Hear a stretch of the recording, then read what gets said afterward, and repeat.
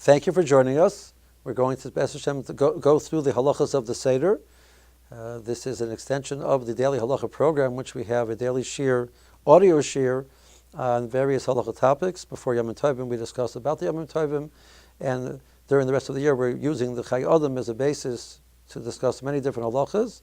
But we decided, together with the audio shiur, the preparation for the Seder, which we put on the archives from last year. We're also going to do an extra video shiur to see if we can help you understand more clearly the various halachas of the Seder, how to apply them practically l'maisa. Thank you for joining us. So we're going to start with the positioning of the Ka'orah, and there are different minhagim in regards to the positioning of the Ka'orah. The standard minhag which we follow is the minhag of the Rizal, which puts the Zroya on the upper right and the Bay on the upper left. Then you have all the way over to the left, you're going to have what you're going to be using for karpas. You're going to have the mortar actually a little bit above that, in the middle. The karpas on the left and the charesis on the right. And then the chazeris, which you also use for mortar, on the bottom. Now, the ka'orah is supposed to be actually what the person is going to be eating from. So a person should use the chazeris, which is on the ka'orah, for the purpose of using for mortar. He should use the karpas on the ka'orah for the purpose of karpas. He should use the charosis on the ka'orah for the purpose of charosis. And actually, the person should eat the egg. The Mishabura says we use it for a mitzvah, to discard it afterwards would not be appropriate. A person should eat the egg during the meal. The person should eat the egg. You cannot eat the zroya during the meal because roasted meat cannot be eaten during Pesach by the Seder, because it would look like you're trying to eat from the Korban Pesach. But it can be eaten the next day. So a person preferably should not discard it. A person should eat it. A person wants to keep it for both nights, he could do so, and then eat it the following day. Besides that, we're also going to need some salt water, which we're dipping the karpas into, and then we're going to different sized kosos, which we're going to use for the dalet kosos. Moving on from that, we move on to the first step of the Seder is Kadesh. There's a minute some people have to say out beforehand the 15 simonim of the Seder, Kadesh, Urchatz, Karpas, Yachatz, etc. And some people have a minute before they get to each step to speak out, say what the step is. That's not required. That some people have such a minute. The halacha brings down the person should have a table set before. But by daytime, so when he comes home to start the Seder, he can start the Seder immediately, and the children shouldn't get bored. And we want to do the mitzvah. The mitzvah of the night is to have the children involved, speaking to them, etc. So we want the children to stay awake. So we want to have the table set so they can start. We can start the Seder immediately, so the children can be involved. So the first step of the Seder is Kadesh. So the mitzvah is to say Kiddush, which is the mitzvah we have in every Yom Tov, Shabbos and every Yom Tov. We also have, besides that, it's one of the dalet kosos. So a person will have two things in mind when he has in mind to fulfill the mitzvah. We have a concept called mitzvah sichos kavanah. A person should have in mind to fulfill the mitzvah. So what mitzvah is he having in mind? He's having in mind two mitzvahs. He's having in mind the mitzvah of Kiddush, of Yom Tov, the first kos, and he's also having in mind for the first of the dalet kosos. When a person makes Kiddush, the requirement of the cup should hold a revius. That's the first step. We have to figure out how large a revius is. And interesting enough, there are different calculations how to figure out how large a revius is. But since the first cup this year is Friday night, it's a mitzvah d'oraisa to say Kiddush on Friday night. So therefore, the Mishabura says when we come to measuring the revius for Friday night, we have to use a larger revius than we're going to use for all of the four other kosos. So really, a person can use a larger cup for the first kos and then switch to a smaller cup for the second kos. So the first kos, because it's the raisa, we're going to use a larger calculation for the revius. How large does it have to be? So according to Moshe Feinstein, that shiur should be 4.4 fluid ounces. So this cup holds 5 fluid ounces. So we would fill that cup all the way up to the top. The person wants to fill the cup all the way up to the top. The kos should be mole. Now, in regards to drinking the kos, so there's something unique about the night of the Seder, more than the rest of the year. In general, a person has a kos of mitzvah. The kos has to hold a revius, but besides the kos holding revius, the amount the person has to drink is what's called mole lugmav. Mole lugmav is a personal measurement based on the person's a cheekful, one cheekful. The assumption is that it's at least a majority of a revius, possibly more if the person is larger, not less than that. Okay, so that person only has to drink of a revius. That's the smaller revius that person has to drink. So we calculate a smaller revius as being 3 ounces. So a person has to drink 1.6 ounces, and that's enough. By the night of the Seder, however, it's preferred that a person should drink the whole kais. And if not the whole kais, at least the majority of the kais. So the larger your kais is going to be, the more you're going to have to drink. We prefer the person should use wine. The person also has the mitzvah to mekayim the mitzvahs of the Seder. So we don't want him imbibing so much wine, so don't use such a large cup. So it's preferable to use the cup which is the right size but not larger. So therefore a person will use the first cup, he will use a cup which holds 4.5 ounces, and that would be sufficient. And then afterwards, the second cup and onwards, he can use a smaller cup, a cup which holds 3 ounces. Originally, Moshe Feinstein was on record to say that the calculation was 3.3 ounces. And afterwards, his son, Reb David Feinstein, revised that and said that the shiur of 2.9 ounces is sufficient for the second kos. So it's not very large. This is the amount that a person would want to use for the second kos and onwards. It's very easy that a person can fulfill the concept of drinking the whole kos. When a person takes this very large cup that he got as a present, from his tanta, and it's 10 ounces, that's not a smart idea, because then you should be drinking 10 ounces. So we want to try and use the right size and not more than that. Okay. And any other year where Pesach does not fall out Friday night, the Seder, or the second night this year, Motzi Shabbos, then your person can use a smaller cup for all 4 koses. Okay. When the person says Kiddush, he should have in mind, when he says to fulfill the mitzvah of Kiddush and the mitzvah of the Dalet Koses, a person should have in mind when he says the Shechayonu, which we say in the Kiddush, not only for the Yom Tov, which we say Shechayonu on the Yom Tov, which is what we always do, but besides that on the mitzvahs of the nighttime, which would be the Dalet Koses, the mitzvah of Matzah, the mitzvah of Morer, and the mitzvah of Haggadah. So we have the mitzvah and the mitzvah of Halal. So we have the mitzvah of Matzah, Morer, Dalet Koses, Haggadah, and Halal. 5 mitzvahs the person will have in mind when he says the Shechayonu at that point in time. When the person drinks the Dalet Koses, the person should drink it by Haseva.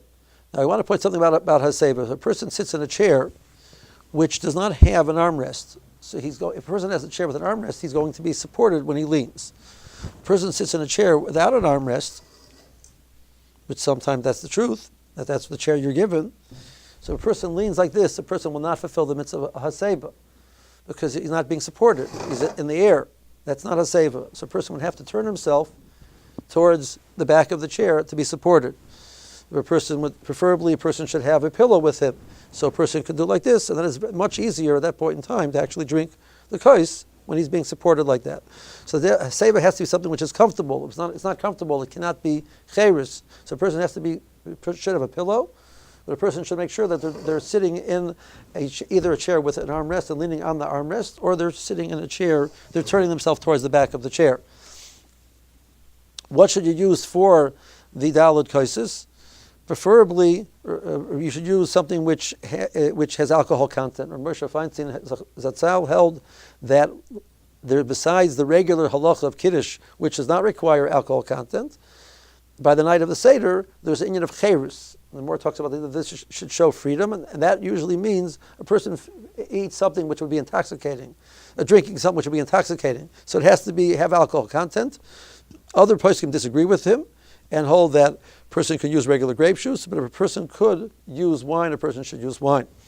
If a person finds difficulty using straight wine, he could mix the wine with grape juice, and that would also be sufficient. Preferably the color of the wine should be red, and we find the pasuk says that red wine is considered more choshev, unless you would have, and where you are, only the white wines are more choshev than the red wines, then you should use a white wine. According to Rav Yosef, even in that situation, a person should use a red wine. Preferably, even in that situation, a person should use a red wine. A person cannot drink between the first cup and the second cup unless he had intent to drink at that point in time when he made the Kiddush. So a person is a person who has some type of health issue and he must drink during the Haggadah to help him say the Haggadah. A person should have in mind when he says the Kiddush that he's planning to have drinking water during the Haggadah period. even in that situation, a person should not preferably drink wine or something which could be used for the mitzvah of Kiddush. A person should preferably drink water, something of that sort. If a person is weak and a person would want to eat something after Kiddush, he may do so. Preferably that's only if somebody who has a need to do so. The women are chayiv in the mitzvah of dalat kosos, just like men, and children are also chayiv. What age are the children chayiv from? From the time that we can speak to them about the mitzvah of the seder, and they'll understand it. So, probably the age of 5 or 6, a child would be considered chayiv in the mitzvah of Haggadah and the seder. The size of the cup the child has to use has to hold a revius. You can use a smaller size revius for that purpose, but the child will drink a mole lugma of himself. So a cheekful of a child is much smaller. An ounce worth would probably be sufficient for that age to be considered that the child has enough. Normally only one person says Kiddush, only one person has the kos. Here we're going to have by the night of the Seder, everybody's going to have their own kos. So everybody should hold their kos, even though only one person is saying the Kiddush, everybody should hold their kos while the one who's saying the Kiddush will be saying the Kiddush. After Kaddish comes Urchatz. A person has to wash his hands in order to eat the karpas. So normally, during the year, some people are not makbid on washing for something which is dipped in liquid, other than bread. We wash for bread. We also wash an halacha for something which is dipped into a mashke. During the year, some people are not machmer on it, but at least on the night of the Seder, everybody's going to be machmer on that halacha. We're going to wash again before the Suda. We're going to make a bracha then. So how do we make a bracha then the second time when we just washed earlier with a valid form of washing? So the Pri Megadim says the person should have in mind that this washing, which he's doing now, does not work for the meal. The Mishnah Berurah suggests that besides that, a person should have in mind, when a person comes to Rachza before the meal, the person can do certain actions which will make him chayiv in a nunatila. So we will talk about that when we get to Rachza. We do not make a bracha on this washing. This washing, we do not make a bracha. Many times, a person makes a mistake and he makes a bracha. So if a person would mistakenly make the bracha on the natila for the karpas, a person should be careful to eat a kazayas. A person should eat a kazayas in this situation, because according to all opinions, if a person eats less than a kazayas, there's no chiyuv to make a bracha on this natila. It would be a bracha lebatola. If a person would eat a kazayas, according to some opinions, a person would make a bracha when he washes for a kazayas. So at least in that way, it will not be a bracha lebatola. After Urchatz is karpas. Now, even though a person is not making a bracha, a person should not be masiach das from the time that he washed until he eats the karpas. Preferably, a person should not have a conversation over there which we're going to let himself be distracted and lose his focus on keeping his hands in the proper level of kedusha. So therefore, a person does not need to be quiet during that time, but a person, it would be preferred to be quiet, as a person should not get involved in what's known as hesach hadas. For karpas, what should the person use for karpas? So my suggestion, the person should use celery for karpas. I preferred in halacha that historically people use the potato because they did not really have fresh vegetables, but the Gemara refers to it as a vegetable, a yorak. So it has to be something which is green. Preferably it should be something which is not raw. Which is raw and not cooked. So potatoes would not be the preferred option in that situation. Some people have a minute to use parsley. Parsley nowadays is going to be questionable because people do not eat parsley, and therefore the bracha probably is not hadama, it is shahakol. And since our goal is to make a bracha of hadama, we do not want to use parsley. So that brings us back to celery. So a person is going to take the celery and dip it into the salt water. If this person is a person who's normally very careful to eat these type of things with a fork, he should not do so the night of the Seder. Because the idea is that since your hands are touching something which is wet, you need to wash your hands. Well, my hands are not going to touch it. It could be I don't have to wash. So it's better the person this should be a finger food for the night of the Seder as opposed to any other time.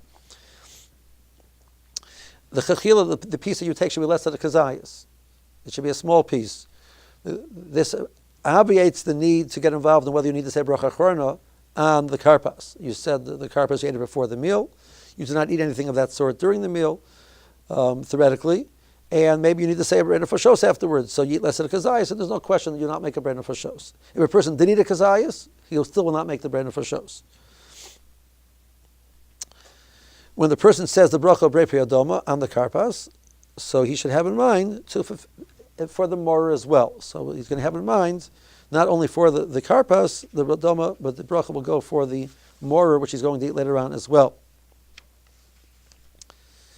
Do you eat karpas b'haseva? So this is an interesting question. The minhag is not to. The minhag is to eat karpas without haseva. Reb Chaim Brisker actually held you should eat karpas with haseva, because the reason why we dip before the meal, the Gemara says, is because we are acting like royalty, where they can afford to have a snack before the meal. So we're acting like royalty, that we should eat it with haseva, and that would be the appropriate way to do that. But again, the minhag is not like that, Reb Chaim Brisker, and the minhag is not to eat it without haseva. After karpas comes yachatz. So a person has eaten his karpas, and we move to yachatz. So now, let's talk about the matzahs. So how many matzahs do we use for the night of the Seder? We use 3 matzahs for the night of the Seder. That is our minhag. We put 3 matzahs here under our matzah cover. And we're now going to open it up, take out the middle matzah. We're going to break it into 2 pieces. The halacha is that the smaller piece should be at least a kazayas. So we want to be careful. It's not that we break it not into one very large piece and one small piece, which is less than a kazayas. We want to break it in such a way that even the smaller piece is going to be left for kazayas. We're going to eventually use this for the mitzvah of karech, or the mitzvah. The smaller piece will be used for the mitzvah of motzi matzah, for the mitzvah motzi matzah, and we want to have enough to eat a kazayas from the smaller matzah. So how big does this actually, this piece which we're going to use for motzi matzah, how large does it have to be? So it's a hard question to figure out how to measure, translate a kazayas, which is volume, into a matzah. A matzah is not a very easy thing to figure out the volume of a matzah. So there are 3 approaches to how to figure out the volume of a matzah. One approach is to crumble the matzah up, and then I can put into a cup based on volume. That's not so practical for us to do the night of the Seder.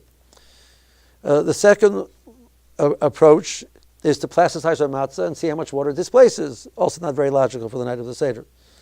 The third possibility is, can we find a way to weigh it? Now, the shiurim of matzah are shiurim in volume, they're not shiurim of weight. But even though they're shiurim of volume and not of weight, maybe there's some way we can figure out the volume based on the weight. And that's what we want to see if we can do.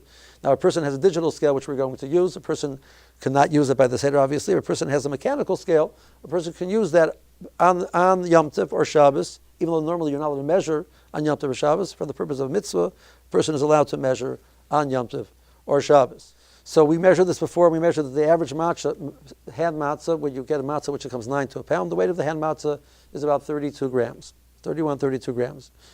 So Rav Yosef understands that the shiur of a kazayas is by weight, and he says that the shiur is 30 grams. So basically, 1 matzah would be your shiur. That's quite large. And most of the person do not accept that calculation.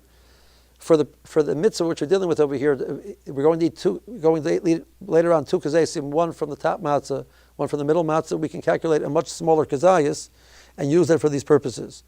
For our purposes, this kazayas is going to be actually about 13 grams worth of weight. So we're going to break our matzah in such a way that we have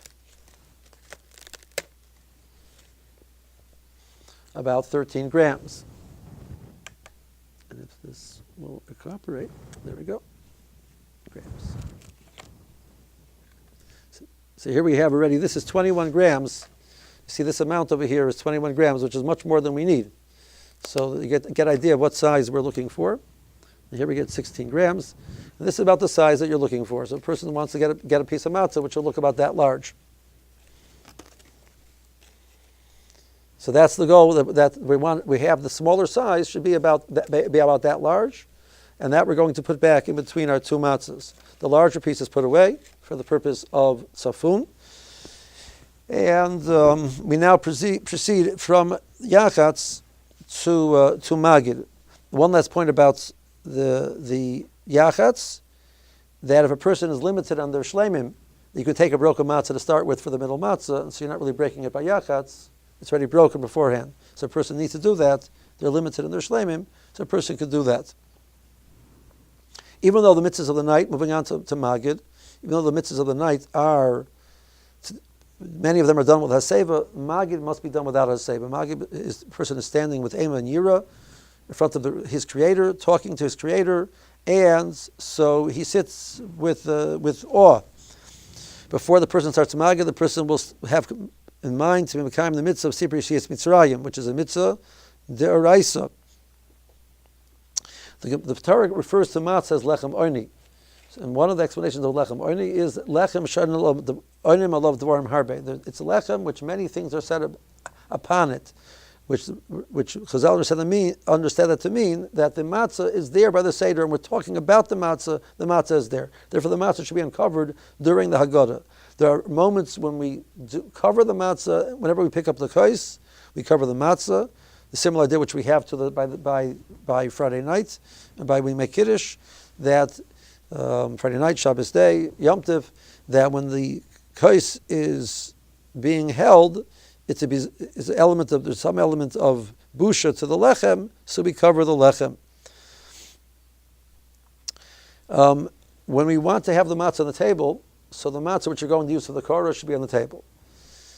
3 matzahs. But what about the fact that you have many guests and they're going to be eating matzah as well? So some suggest that not only all of the lechem we eat tonight has to be lechem only, has to be lechem which we spoke about. So all of the matzah which you're planning to use should be placed somewhere on the table. During Magid, a person preferably should not speak anything other than the Haggadah. The person should not be Mesiach Das from the process of talking about the Haggadah. Women are chayiv in the mitzvah of Haggadah, just like men are chayiv in the mitzvah of Haggadah. Sometimes the woman wants to step out to just check on the food, see everything is okay. So what is the minimal amount that a person has to say to fulfill the mitzvah of Magid? So a person has to say, Avadim Haginu L'Far B'Mitzrayim. That phrase is actually the Torah's description of what you're supposed to say the night of Pesach. The person obviously has to say that phrase of Avadim Haginu. Then the person, Mr. Burr says that the person should say at least the 10 makis, and from Rabbi Gamliel all the way till the second kos. Rabbi Gamliel says a person who did not say these 3 things by the night of the Seder, Pesach, Matzah, Maror, does not fulfill his mitzvah. From that phrase on till the end of the Haggadah, till the end of the second kos, everybody should be saying that. It's important to have in mind that the Iker Chiyuv of the night is the Hoidah to Kadosh Baruch Hu on the Geula, so it's not just saying the words, but it's feeling the words. A person has the obligation to feel the emotions, what it means to be, that Baruch Hashem has taken care of Klal Yisrael and given us our ability to leave Mitzrayim and to undertake to do the mitzvahs. After the person says Asher Galanu, the end of the second bracha, the bracha at the end of the Haggadah, then you're going to drink the second cup. The person should not be mafsik between the Hallel and Asher Galanu. The person should not be mafsik between the Asher Galanu and the second cup. So any messages that the person who's leading the Seder wants to impart about how to drink the cup, etc., a person should do that before the paragraph of Lefichach. Person says Lefichach anatu chayavim, because b'chol dor b'dor Kadosh Baruch Hu has taken us out, and we feel that feeling. We have a responsibility to thank Hashem, and therefore we're going to say Hallel. We say the 2 paragraphs of Hallel. We say the bracha of Asher Galanu. We drink the second cup, and we drink it b'haseva. A person should be careful to drink it b'haseva. Some Haggadahs have a hineni muchan and mazuman before the second cup. A person preferably should not say that. He should just think it. He should not say that. That would be an interruption between the bracha of Asher Galanu and the second, drinking the Brei Pri Hagafen and the second cup.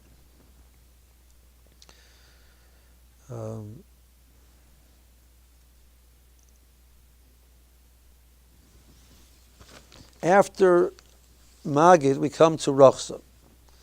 So we raised the question before that can a person make a bracha, Asher Kedushanon Mitzvah V'Tzivanu, al netilas yadoyim, when his hands are really clean, because he washed beforehand, and he was washed beforehand. He's saying the Haggadah, he's saying Hallel, he's keeping his hands clean. So can a person honestly say a bracha over here? Is it not a question of a bracha l'batola? So one suggestion is a person should bring himself, the Bir Halacha says at the beginning of Siman Tafai and Hey, a person should create a chiyuv upon himself. So he can say the bracha without a doubt. How would he do that? He would scratch his head, place his hands on a part of his body which is normally covered, and therefore at that point in time the halacha says he must wash his hands for the meal, and he would be able to make a bracha. Any arrangements that a person is going to have for giving out motzi, matzah, maror, and karech, preferably a person should do this before they wash, before they start making the brachas, to minimize the interruption between the bracha of motzi matzah and the people actually eating the motzi matzah. Motzi matzah. So a person is going to have in mind to fulfill the mitzvah of the Torah of eating matzah. So mitzvah tzrichas kavan is going to have in mind to fulfill the mitzvah of eating matzah. He takes all three matzahs in his hand. I'm going to take the cover off just so you can see better what I'm doing, but normally you would do this under your matzah cover. So a person's going to lift up all three matzahs. Now he's going to place his one hand on the middle matzah, and with the other hand he's going to hold the bottom matzah and the top matzah. So this way he's holding with one hand two matzahs, and with one hand he's holding the top one and the middle one, and with the other hand he's holding the top one and the bottom one. The reason why I do this is because when the person says the bracha of hamotzi lechem min ha'oretz, he holds all three matzahs. However, when he says the bracha of al achilas matzah, he only holds two matzahs. He does not hold all three matzahs. So he lets the bottom matzah drop. It's easier since he already had both matzahs. In his right hand he had the top matzah and the middle matzah. He had in his left hand the top matzah and the bottom matzah. He moves his left hand away, lets the bottom matzah down, comes back to hold the two matzahs now, the top matzah and the middle matzah. He says the bracha of al achilas matzah. Okay. When the person says hamotzi lechem min ha'oretz, he's going to have in mind all of the people which are eating there, that they're going to be yotze with his bracha. And he's also going to have in mind when he says the bracha of hamotzi lechem min ha'oretz. When he says the bracha of al achilas matzah, he's going to have in mind the other matzah he's going to eat that night, which would be the karech and the afikoman. So when the person says the bracha b'asher kiddushanu b'mitzvah v'tzivonu al achilas matzah, he will have in mind for the matzah, for the karech, and for the afikomen. The person should not speak because this bracha is going onto the karech as well. The person should not speak until after he finishes eating the karech. So now we're going to take our matzah and we're going to eat a kazayas. So the first night of Pesach, the kazayas is a mitzvah d'oraisa to eat a kazayas. So according to that, Mishnah Berurah says we have to be concerned about possibly that there's a larger share of a kazayas than we would normally assume. So how large does kazayas have to be? Now, the next step which we have to remember is that there's a mitzvah to eat a kazayas from the top one and the middle one. That's the rabbanan. So for that purpose, we can use a smaller calculation. So we can use a smaller kazayas from here and a smaller kazayas from here, which will actually add up to be the full size kazayas which we need. To calculate that the size of the kazayas, according to the Mishnah Berurah, according to the way the Mishnah Berurah, the way the Chazon Ish understands what the Mishnah Berurah would say, so we're going to need approximately the weight of 25 grams worth of matzah. So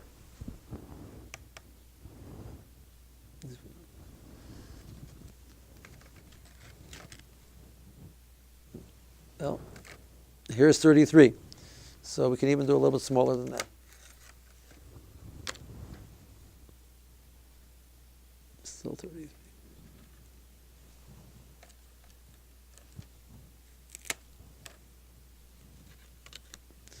So this is daiva hoser, the amount that a person would want to eat to be able to fulfill the mitzvah. This is actually 30 grams, which would even give you the shiur, Ravadis or safe shiur.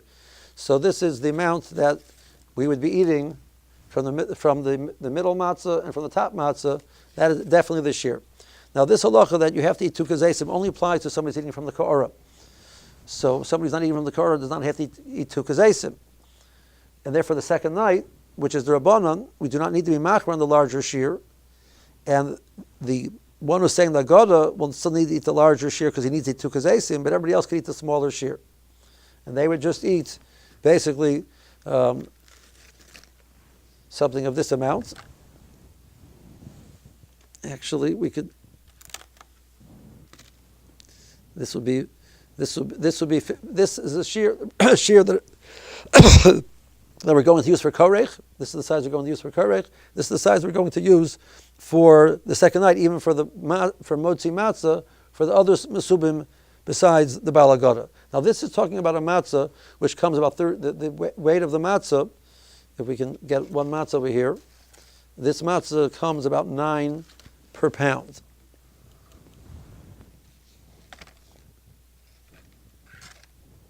So one matzah.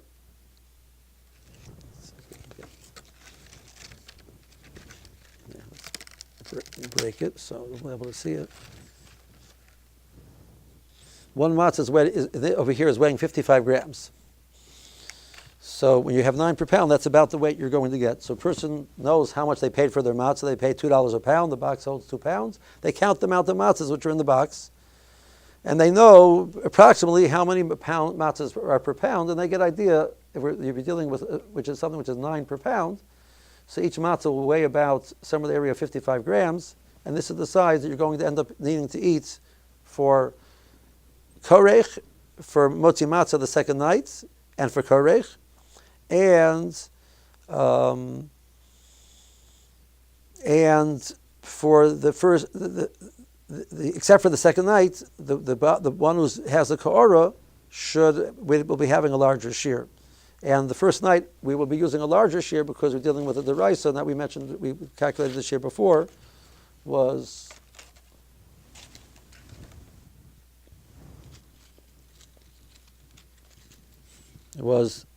25 grams. That gives us this calculation over here of this amount of matzah. Okay, the matzah has to be eaten by seva, and therefore we will be reclining. Preferably, a person should actually be resting when he's eating the matzah, as if he'd be reclining on a couch. So a person could actually take off his hat and lean back and enjoy himself while he's eating the matzah. So that would be a fairly comfortable position to be in while the person is eating. We can approximate royalty by doing so. Okay, so a person takes a kazayas from each one and he eats it. Now, preferably you should try and break off the kazayas from the top matzah and the kazayas from the middle matzah at the same time.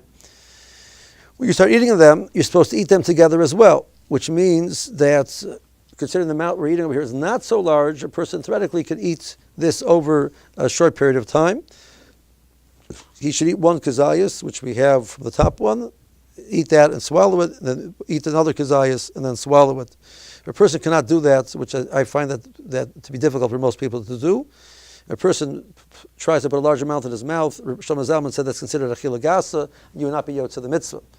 So a person has a time frame referred to as kedei achilas pras.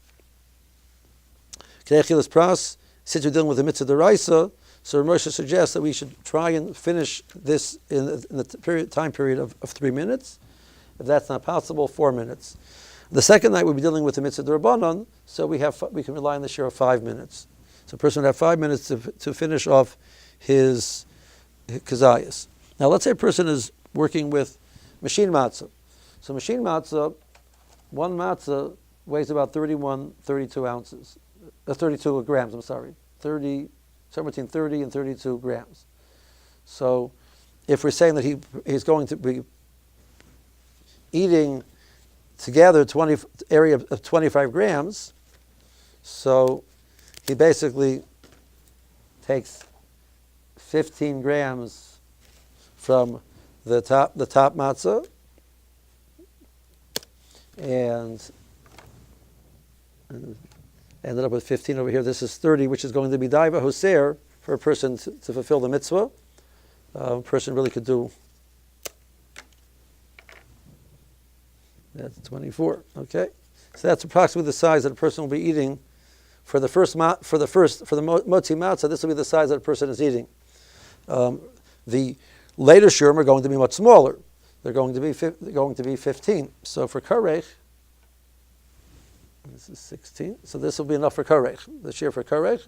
And again, for the second night, for everybody other than the one who's saying the Agada, this would be the shiur for motzi matzah as well. The next step is morer. So we're going to do the mitzvah of morer. What is the preferred thing to use for morer? The preferred to use for morer is romaine lettuce. There's always been hesitation with using romaine lettuce because of the infestation. So some brands of romaine lettuce in general actually come cleaner than others. If a person wants to use romaine lettuce, it's the process of cleaning it and checking it is not difficult. A person could take the romaine lettuce, put it into a solution of soapy water for a few minutes, agitate it around 2 minutes, take it out, put it under running water and rub your hands over it so that the running water, if there be any bugs there, they would be removed. And then the person then checks it against a light box to see if there's any indication of any bugs over there. If he checks the amount he has to check 3 portions from that he would be eating. So on average, a person is eating maybe a few leaves. So he checks 3 sets of that. And if there are no bugs, it's considered muksuk that it doesn't have any bugs and he doesn't have to check anymore. The morer should be dipped in the charosis. So a person would want to take his morer from the kara or other morer he needs to supplement and dip it into the charosis. He should shake off the charosis afterwards. The goal is not to eat the charosis, the goal is to eat the morer. Morer is the Rabbanim. Mashiach should come and will be zeicher to have the Beis Hamikdash, and morer will be part of the mitzvah of Korban Pesach and be the Raisa. But nowadays, morer is the Rabbanim, and therefore we can use a fairly small shiur of morer. Now, in regards to the weight of morer, so Rabbi Bodner in his Sefer is able to actually give us a size of 1 leaf of morer, and that's the mitzvah of morer is 1 leaf of that size. It would be sufficient to use for morer. This is actually a little bit larger than a person would need. It's a little bit larger than a person would need.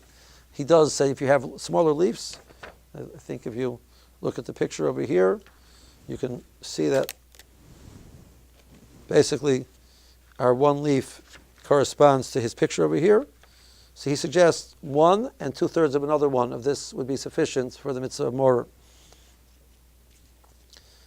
If a person's using stalks, so just the stalk itself without the leaf, so he would have basically 2 of this size would be sufficient. If a person wants to do it by weight,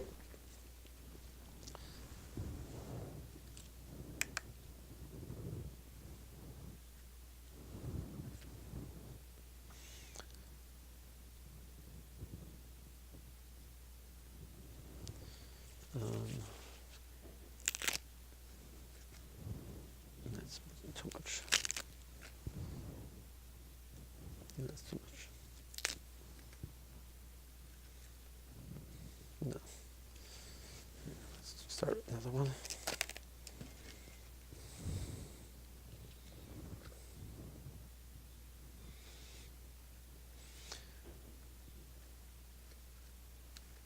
So this is definitely sufficient for the shiur for more of a person to use. If a person wants to use chrein, so chrein you can measure it into a shot glass.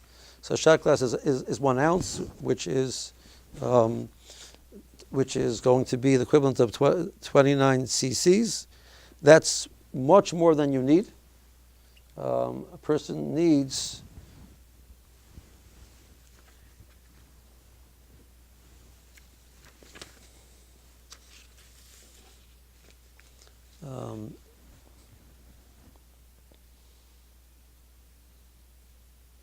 I'm sorry, that's the shiur the person would want to use, which is 29 cc's, which is basically 1 fluid ounce. So 1 shot glass worth of ground chrein would be the shiur that a person would use for morer.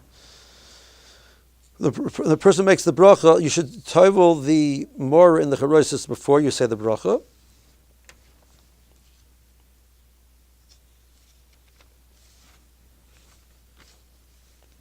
And therefore, to limit the interruption between the bracha and the eating.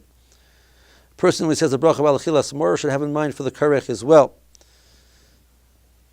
A person eats the mor, he should have in mind to fill the mitzvah, the rabbanon, of eating a mor. So we already mentioned the calculation of the size of our karech.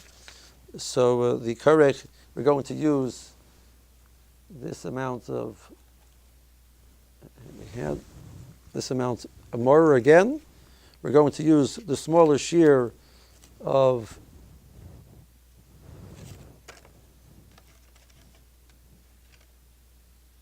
for the matzah, and this is the amount of matzah we're going to be using. We make our karech, and we have our wonderful sandwich. We make the karech from the bottom. The minhag is to make a karech from the bottom matzah. Karech has to be eaten b'aseva. Mor is not eaten b'aseva, but karech has to be eaten b'aseva, because this was the way that they would fulfill the mitzvah of eating the korban pesach and the matzah, which require haseva. So the mor is drawn along together with the matzah and the matzah and the pesach, and it's eaten b'aseva. There is a phrase in the Haggadah of Zecher L'Mikdash Kehilel, which the Mishnah Berurah raises a question if it's considered a hefsek, but the minhag is it's not considered a hefsek, and a person would say that. We move on to Shulchan Aruch. A person should be aware not to overeat, because he still has to do the mitzvah of afikoman, and he should not eat afikoman achilagasa, so he wants to make sure he does not overeat during the meal. There's a minhag the Ramah says to eat eggs, and the Mishnah Berurah suggests you should eat the egg from the ka'ora, unless you would want to save it for the second night and then eat it then. The halacha is that we do not eat roasted meat, roasted chicken. However, a roasted egg is permitted, so a person can have his roasted egg. But we do not eat the zroya, because we do not eat something which is roasted by the night of the Seder. But a person, the Chayyim does point out, a person should not throw it out. A person should try and use it in some type of dish if he could. The definition of roasted for this purpose is obviously something which is roasted directly over the fire. A person is something which is called pot roast, also is considered roasted. It means if it's cooked in a pot without too much liquid, it basically just its own liquid, even though it's cooked inside of a pot, it still has the status of roasted for this purpose, and a person should not eat that the night of the Seder. The Suda of the Seder is a Sudas Yom Tov. The halach is a person, there's a din of simcha by Sudas Yom Tov. So a person should have a revius of wine during the meal. So besides the second cup, the third cup, the fourth cup he's going to be drinking, he'll be drinking a cup during the meal, a revius of wine during the meal as well. Tzafun. So we come to afikoman. Afikoman should be eaten before chatzos. The charts tell you exactly when chatzos is, and a person should complete the afikoman before chatzos. L'chatchila, preferably a person should use 2 kazesim by afikoman, one which is zecher lePesach, and one was zecher for the matzah, which was eaten together with the korban Pesach. A person who's not feeling well and he finds it difficult can eat 1 kazayas. Now, is afikoman the raisa or the rabbanon? If it's the raisa, we have to use a larger shiur. If it's the rabbanon, we can use a smaller shiur. So this actually is a machlokes in the Gemara, in the Rishonim, whether afikoman is the raisa or the rabbanon. And the Mishnah Berurah paskins that it's the rabbanon, and therefore we can use the smaller shiur for calculating the afikoman. That being said, a person should have 2 kazesim. So we're going to create a shiur for afikoman, which we're going to use the smaller shiur of calculation, and we're going to double it, and it's still going to be a little bit smaller than our shiur for motzi matzah. So even if we said that the chatchila for motzi matzah, we're trying to get a weight of 25 grams, for the purpose over here, we're going to try and get a weight of, let's see, 1 second. It's going to be, we're going to have the shiur of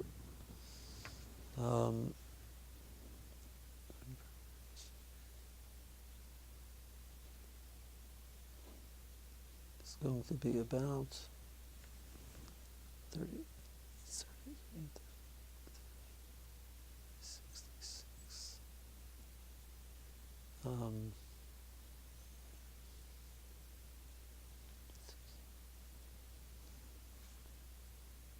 It's going to be about It's going to be about some of the area of 17, 18 grams.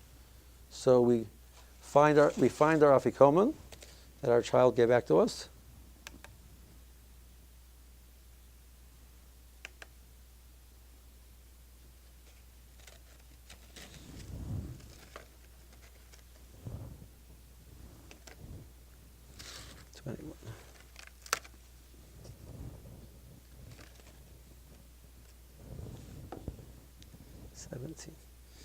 So this is the shiur using matzahs, which are 9 per pound. This would be the shiur a person would eat for afikoman l'chadchila.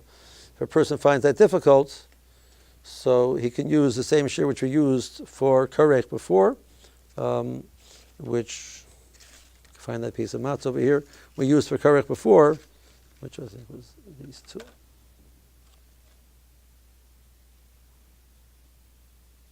So it would be this amount. For afikoman, if a person finds it difficult to eat the larger share, he could eat this amount for the purpose of afikoman. Afikoman has to be eaten b'haseva. A person should be very careful to remember to eat b'haseva because, according to one opinion, you're yotze b'diavad without haseva and you can't go back. According to one opinion, you must go back. So it creates this tremendous conflict. So a person should be very careful to make sure that he eats it b'haseva. A person should try and eat the shiur of afikoman b'chtei achilas pras. And we mentioned before that shiur would be preferably 3 minutes or 4 minutes. Okay, we come to borech. We come to benching. So the halacha is that if you use your kais during the meal, to use it for the purpose of a kais mitzvah, you have to wash it out. So that if the kaises were left on the table and maybe some pieces of matzah, things like that, got inside the cups should be washed inside and out before we use them for benching. A person should not interrupt between benching and the bracha of Reipri Gofen on the third cup. A person should have in mind when he drinks the third cup, he's having in mind to be yotze the mitzvah of the third of the dalet kaises. Hallel. So we say Hallel. It's preferable to try and say Hallel in a responsive way. The psukim of Anna and the psukim of Haidu, we should have the balabayas say and the family would respond. That works even if the family is a woman and children. As long as there's 3 people there, the husband, the wife, and a child, so the husband would say it and the wife and the child would respond. A person should not recline while he's saying Hallel. The third cup, we neglected to mention the third cup. A person should make sure that he drinks the third cup of haseva. Again, it's going to be problematic. If he doesn't drink haseva, he's going to have a question of whether he's mechuyev to go back, and if he's allowed to go back. So a person should be very careful to drink the third cup haseva. Then we finish off the shiur. We say drink the fourth cup. We say and that has to be drank b'haseva. We say the bracha achrona of ala gefen for all of the kaises that we drank. After we have what's known as nirtza. The ikir dinam nirtza, the person is mechuyev to spend the night discussing Hilchos Pesach and the Yetzias Mitzrayim, and the Nisim Niflos, what Kadosh Baruch Hu did with us, until the point that he falls asleep. However, Rabbi Yaakov Emden in his Siddur points out if a person knows that his nature is that the next morning he will be falling asleep during davening and not davening properly because he doesn't go to bed, he should go to bed, and this way he'll be able to daven properly the next day.